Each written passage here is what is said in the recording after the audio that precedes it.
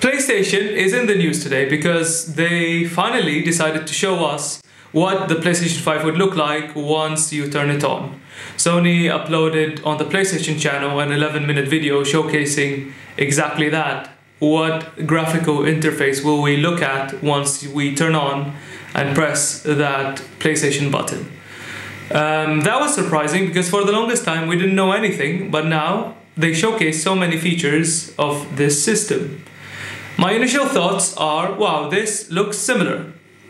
And don't get me wrong, that's not a bad thing at all. I think the PlayStation 4 graphical interface system was very intuitive. Everything you wanted to find was easy to find. And the only problem I had with it is over time, once they kept on adding features, the PlayStation 4, at least my PlayStation 4, the very old one, stopped being capable of doing everything efficiently and as quickly as possible.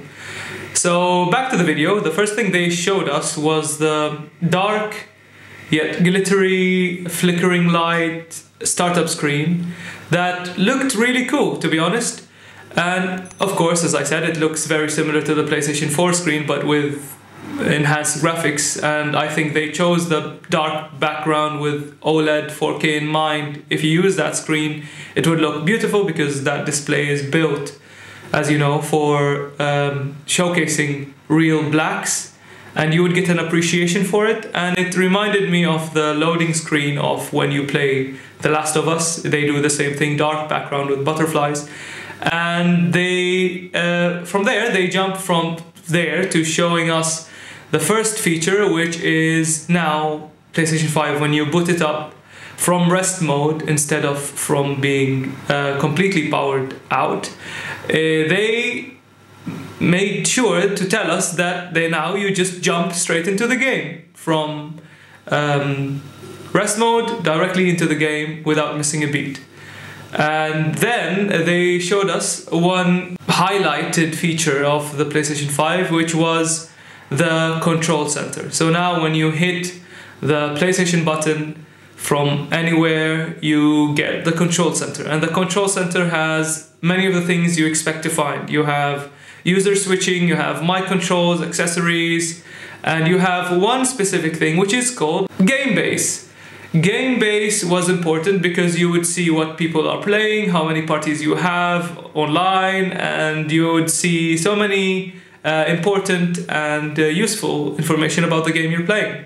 One thing they touched upon is that now parties behave more like groups, more like a game group. So you won't have to stick to one. You can jump around from one to another, and they would include things like text. They would be permanently there, so once you leave, it's still there. And it's a very intuitive upgrade over the PlayStation 4 system.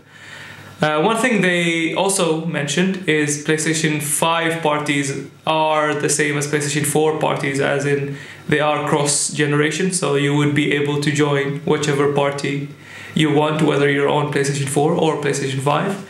And these features that showcase game elements also come to the PlayStation 5, even if you're playing PlayStation 4 games, backward compatibility and all of that. So one extra thing they showed us is the ability to do picture-in-picture. So when you're playing a game and all of a sudden you want to see a video of some tutorial or your friend streaming, you can actually have that as a side, or you can have it picture-in-picture. And that's really cool because, well, you don't want anything to take over your game just for the sake of seeing a message or seeing a short video, a 5-second clip or something. Now you can actually do that simultaneously. They showed many features, one of which is the progress of games and specific objectives and help will show when you go to this control center in something called cards. So you would have different cards for how much you progress through the game, and one specific mission needs 5 minutes until completion, or you missed this objective, which is also nice. But they also showed that the speed of the console is really front and center.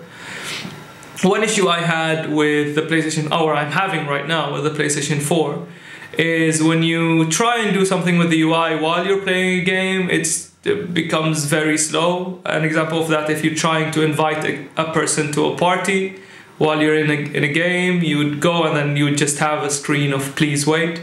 That doesn't seem to happen anymore with the PlayStation 5, which is cool. They also showed elements of Little Big Planet. Now it's called Sackboy, I think.